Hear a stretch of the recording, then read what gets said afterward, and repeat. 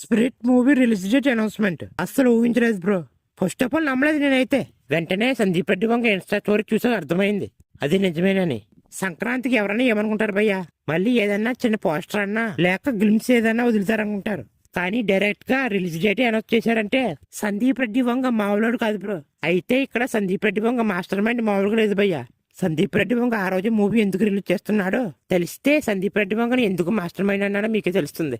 Movie release అయ్యేది 2027 మార్చి 5, అంటే ఆ రోజు శుక్రవారం. తర్వాత రోజు మార్చి 6 శనివారం, అంటే ఆ రోజు మహాశివరాత్రి. తర్వాత రోజు మార్చి 7 ఆదివారం. నిజంగా సందీప్ రెడ్డి వంగ మాస్టర్ మైండ్ మామూలుగా లేదు బ్రో. ఇంకా ఈ స్పిరిట్ మూవీకి ఏం అవసరం లేదు భయ్యా, జస్ట్ పాజిటివ్ టాక్ వస్తే చాలు. కళ్ళు మూసుకొని 3 days లోనే ఈజీగా బ్రేక్ ఈవెన్ అయిపోద్ది బ్రో. అందులో ఎటువంటి అనుమానం లేదు.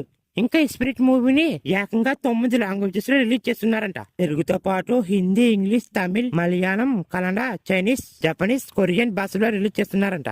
ఇవన్నీ చూస్తుంటే సందీప్ రెడ్డి వంగ 2000 కోట్లకి ఏమన్నా టార్గెట్ చేశాడేమోనే డౌట్ వస్తుంది నాకైతే. చూడాలి ఈ స్పిరిట్ మూవీ 2027 బాక్స్ ఆఫీస్ వద్ద ఎలాంటి రికార్డులు క్రియేట్ చేస్తుందో అని.